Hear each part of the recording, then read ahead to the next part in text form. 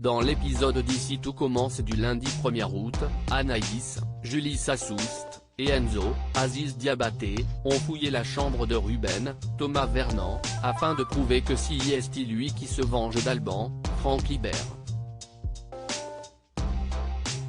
Et ils ont trouvé un tasé.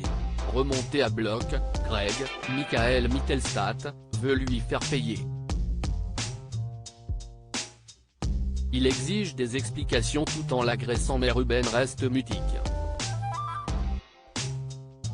Très vite, la situation dégénère et les deux hommes finissent par en venir aux mains.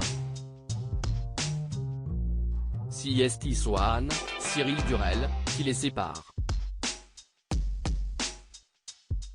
Salomé, Aurélie Ponce, veut aller voir la police mais Swan fait prendre conscience à ses camarades qu'ils n'ont aucune preuve, si ce n'est le tasé qui est plein de leur ADN à eux.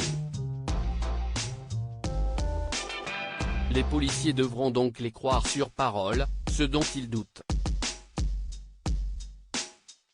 Salomé insiste tout de même mais Greg rappelle que les chefs, eux, diront qu'il ne s'agit que de gaminerie. Au même moment, ils reçoivent tous un message les menaçant de subir le même sort que Noémie, Lucia Passaniti, Tessier, Benjamin Baroche, aussi est fou de rage. Il invective Salomé et Enzo pour leur troisième place à la précédente épreuve du championnat. Il se fiche de leurs excuses. Il veut surtout comprendre ce qu'il s'est passé pour qu'il soit si mauvais. Salomé lui avoue alors être en couple avec Swan et le sale coup que la chef Cardonnet, Alexandra Vandernoot, lui a fait. Tessier n'est pas surpris. C'est justement pour ça qu'il ne voulait pas qu'elle sorte avec ce second. Sa menace était simplement dans l'intérêt de leur brigade. Plus tard, Salomé décide de prendre ses distances avec Swan le temps du championnat. Swan est triste mais compréhensif. Demir, Sofiane Belmoudin, a convoqué ces deux commis pour qu'ils règlent les tensions qui subsistent entre eux. Il demande donc à Ruben de communiquer davantage et à Anaïs de ne plus s'énerver. Le niveau est très élevé. Ils ne peuvent pas se permettre de rater une épreuve à cause de conflits au sein de leur brigade. Pour s'assurer de leur bonne volonté, il leur demande de s'entraîner tous les deux sur une recette.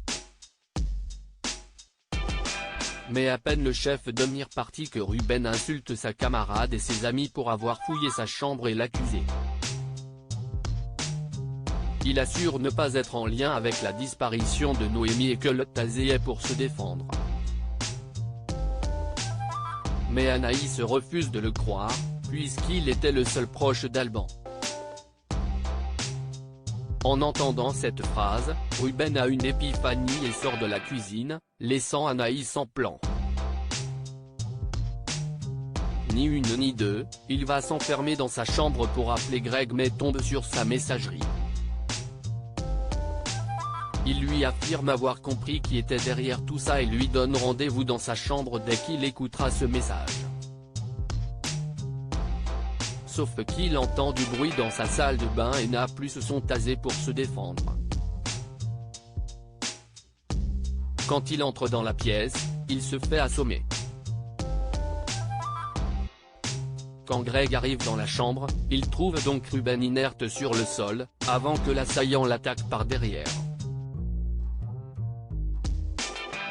Clotilde octroie une dernière chance à Mehdi et heurte en sortance, Catherine David-Zeka, est dépitée.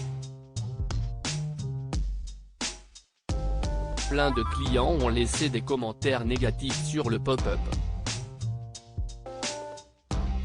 Lionel, Lucien Belvès, en profitent pour leur rappeler qu'ils ne trouvent pas leur carte exceptionnelle.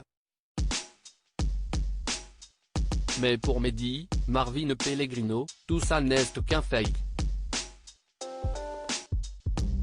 d'autant que tous ces commentaires ont été postés au même moment. Il ne peut donc s'agir que de Charlène.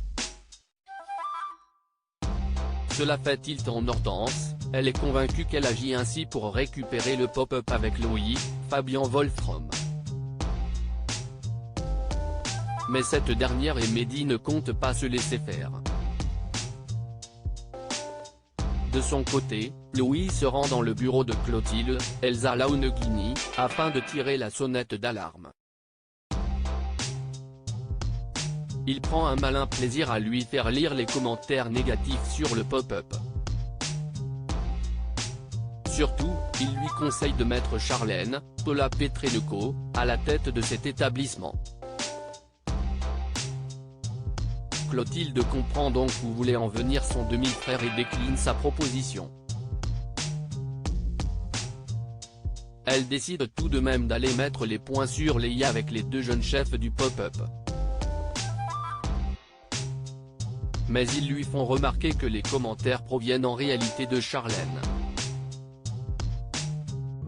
Même sans cela, Clotilde n'est pas certaine qu'il ait les épaules pour gérer cet endroit. Elle leur accorde toutefois une semaine pour qu'ils fassent leurs preuves, après ça, elle devra envisager de les remplacer. Après une multitude d'essais, Théo, Khaled Alouache, n'est toujours pas satisfait de sa revisite d'une des recettes emblématiques d'Auguste Armand. La sauce n'est pas assez aérienne, selon lui. Tom Darmon, pointe du doigt le fait qu'ils n'ont plus le temps de recommencer puisqu'ils voulaient servir cette recette dès ce midi, mais Théo estime qu'ils peuvent faire mieux et dans les temps. Pendant le service, Théo retrouve le sourire, sa recette cartonne. Les commandes ne cessent d'affluer.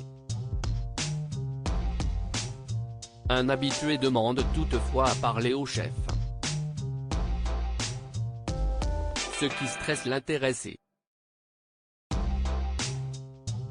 A raison. Ce client ne reconnaît en rien le plat d'Auguste Armand et estime que cette recette est bien en deçà de la précédente. Théo est navré que cela ne lui ait pas plu et lui offre un dessert en compensation. Après le service, le jeune homme est complètement anéanti. Il estime que son père avait raison et qu'il n'est pas à la hauteur, mais sa mère, Sabine Perrault, le réconforte et lui assure du contraire.